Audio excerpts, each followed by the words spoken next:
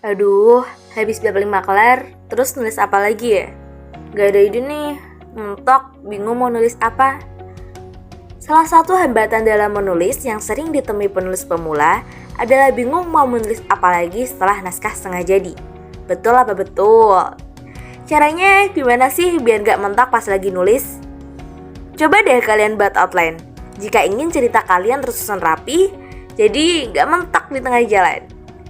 Kenapa harus buat outline dan kenapa outline itu sangat penting? Ya, karena outline bisa memandumu saat memulai, menyelesaikan, dan menyempurnakan tulisan. Apa itu outline? Outline adalah sebuah kerangka tulisan untuk menampilkan ide-ide utama dan pendukung atas sebuah subjek atau tema tertentu.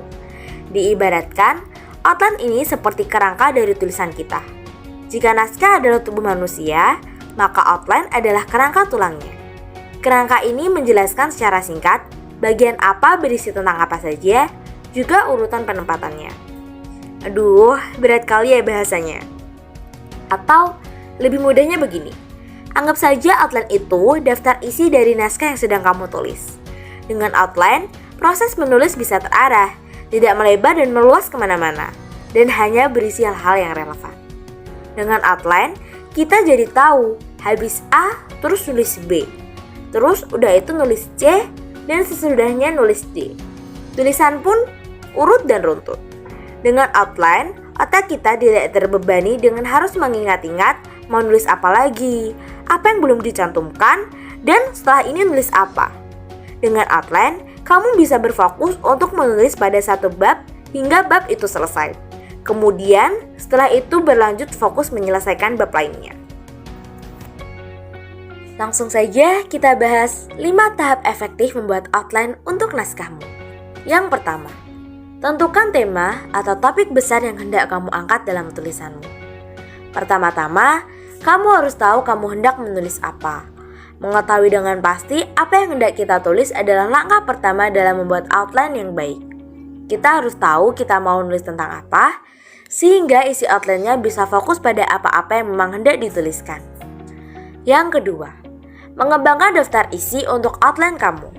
Tentukan dulu poin-poin besar apa saja yang hendak kamu angkat lewat tulisan. Proses kedua ini semacam membuat daftar isi untuk kerangka tulisan kamu.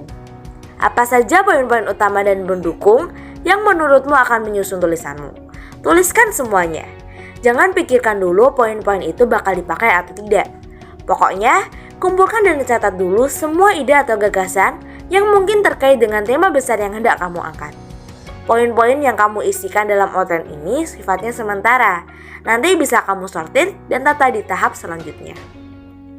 Yaitu tahap ketiga, proses seleksi dan pengorganisasian dari isi outline kamu. Saatnya kamu menyeleksi dan memilih poin-poin mana saja yang cocok. Di tahap 3 ini, kamu juga harus menyusun poin-poin yang telah kamu dapatkan di bab 2, supaya urut dan tertata serta bisa dipahami. Lanjut ke tahap yang keempat, berikan daging pada kerangka tulisanmu.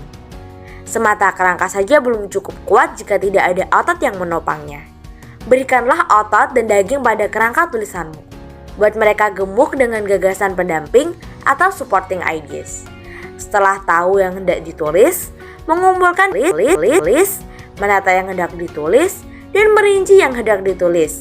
Selanjutnya adalah merevisi. Yap, sebagaimana tulisan, outline juga harus dikoreksi dan direvisi. Seperti tahap terakhir, menulis yang adalah menyunting kembali, langkah terakhir menulis outline adalah mengoreksi ulang. Sepanjang berjalannya proses kepenulisan, penulis sesekali akan merevisi outline-nya karena berbagai hal. Munculnya ide baru misalnya. Membuat outline dulu sebelum menulis mungkin akan terasa sedikit repot.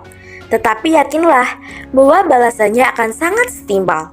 Bahkan para penulis besar seperti J.K. Rowling dan Agatha Christie juga memilih menggunakan outline ini dalam menulis. Waktu yang kita habiskan untuk membuat outline yang jelas akan sepadan dengan waktu yang kita habiskan untuk meneliti dan menulis naskahmu. Jika penulis sudah punya outline yang jelas, bisa dibilang dia sudah menyelesaikan sepertiga dari proses menulisnya, kata Brad Zelnick.